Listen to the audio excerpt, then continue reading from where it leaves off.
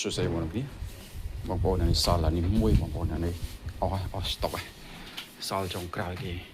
អានេះ Dell Optiplex 7410បងប្អូន7410 i5 ជំនាន់13 RAM 16GB M2 512បូក HD 2T បងប្អូនអូអានេះ store ឯកសារអីឆ្ងាញ់ហ្នឹងបងប្អូនណាហើយ touch screen ក៏បានដែរបងប្អូនអ្នកណាប្រើ POS ចង់ touch screen ចង់អី store Telegram ច្រើនមានវីដេអូមានអីហ្នឹងគឺត្រូវហើយបងប្អូនអានេះ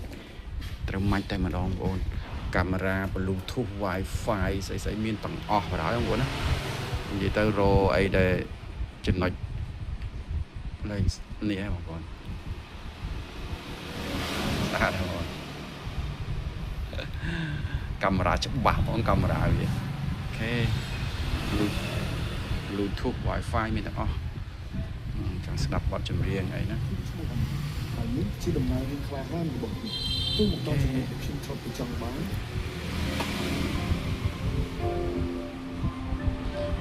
ថាច់វាស្មូតហ្នឹងបងណា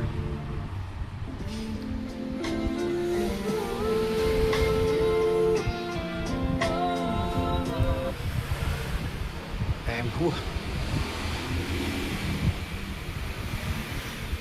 ថាច់វាស្មូតហ្មងបងកាមេរ៉ាវាក៏ច្បាស់កាមេរ៉ាលៀនចង់បិទចេះក៏បានលឹបបងប្អូនត្រូវការមករកមកមានតម្លៃពិសេសជូនបងប្អូនថាច់ឲ្យកញ្ចក់វារៀងតិចអូខេបងប្អូនអរគុណច្រើន